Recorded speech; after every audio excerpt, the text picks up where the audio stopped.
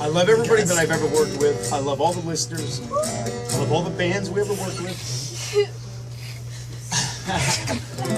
Man, this is heavy. Come on, Mike. Come on, Mike. Come on, Mike. Do it.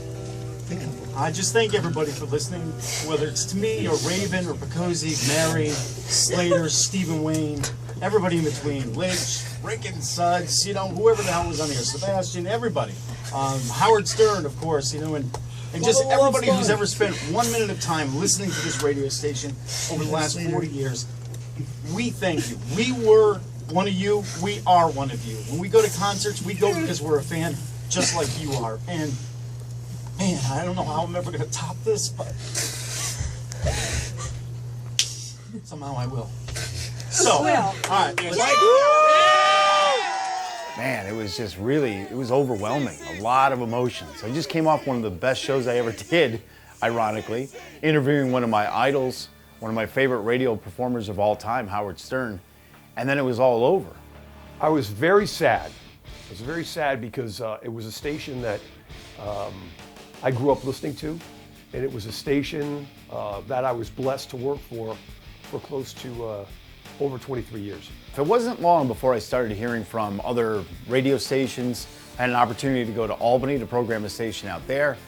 I heard from my record company friends, but the very first person to reach out to me was Dick Robinson of Connecticut School of Broadcasting. And we were discussing a variety of different things, my future in radio, what I wanted to do, what I didn't want to do. I think it was Dick that brought up internet radio, and he was asking me my thoughts on internet radio. And so I started asking some of my friends in the industry, people like Jim Koplik at Live Nation, who has been a mentor of mine for a number of years. A lot of my record company friends. I have friends that have managed bands for years, people in the entertainment music business, what their thoughts were of internet radio. And it seemed by and large that everyone felt this is the next step in broadcasting. So now we have this idea to do an internet radio station, but what do you call it? And we were throwing around all kinds of names. I wanted to do Nevermind Radio in tribute to Nirvana, but at the same time saying Nevermind to the radio as you know it today. We had all kinds of names. We were trying to tie in WCCC with the Asylum or the Rock or something like that. And then all of a sudden one day, I believe it was Jim Robinson, who said, you know, I think we can get iRockRadio. So as we start to assemble everything, the studios and the performance room and all the equipment, we need employees as well. Obviously starting off with myself, but who would be next? You know, we really needed somebody with a lot of passion for the format. We needed somebody with experience. We needed somebody to give us credibility. You know, in the rock world, credibility is everything. Without that, you got nothing. And who better than Stephen Wayne? So when Mike called me about this, it intrigued me, and knowing the Robinson family and my association with Connecticut Schools of Broadcasting because I'm a graduate, I said to Mike, I said, you know, we're either going to go into this full balls, okay, and we're not going to half-ass it, or else I think sitting on the couch eating potato chips and watching Seinfeld is my future. One of the most exciting things for me at iRockRadio is an opportunity to really kind of mold this thing from step one all the way through. And that includes everything from being involved in the designing of the logo. It was very important that we kept a common theme from WCCC to iRockRadio. We wanted the logo to look very familiar. So you notice the color scheme is very much the same as the WCCC logo. And beyond that, you got the air personalities, familiar voices on the air from WCCC, but behind the scenes as well. We have people at WCCC that we wanted to bring over here. Guys like Chris H. We just simply call him H. He's an IT specialist. This guy knows stuff that I will never know.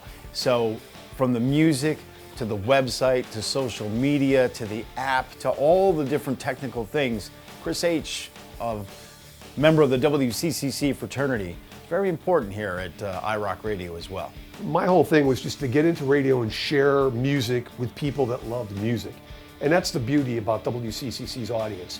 It's just people that love music. And that's what we do. We're not here to pontificate on the current events. We're here to, educate people with new music talk about music that we love, to talk about music that we grew up listening to, so our listeners are just as passionate as we are. So the plan was to launch iRockRadio on December 8th. And leading up to that, especially the week before, I was really starting to wonder if it was all going to come together because there was still so much to do. We didn't even have our music scheduling software in place as far as scheduling music logs and getting all that ready. And you know, the studios were still being wired as we came down to the wire. And on top of that, we had a Slipknot show the Friday before. We went down to interview Corey Taylor backstage at Mohegan Sun.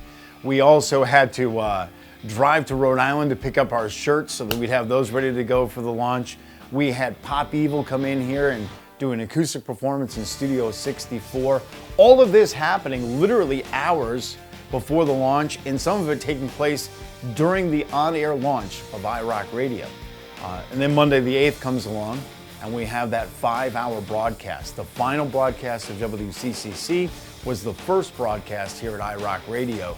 So there was a lot to pull together, and man, I wasn't sure if we were going to be able to do it, but we did. All the things that we did at the Rock 106.9 WCCC, we're taking all those things that made us so great, and we're bringing them and incorporating them into iRockRadio.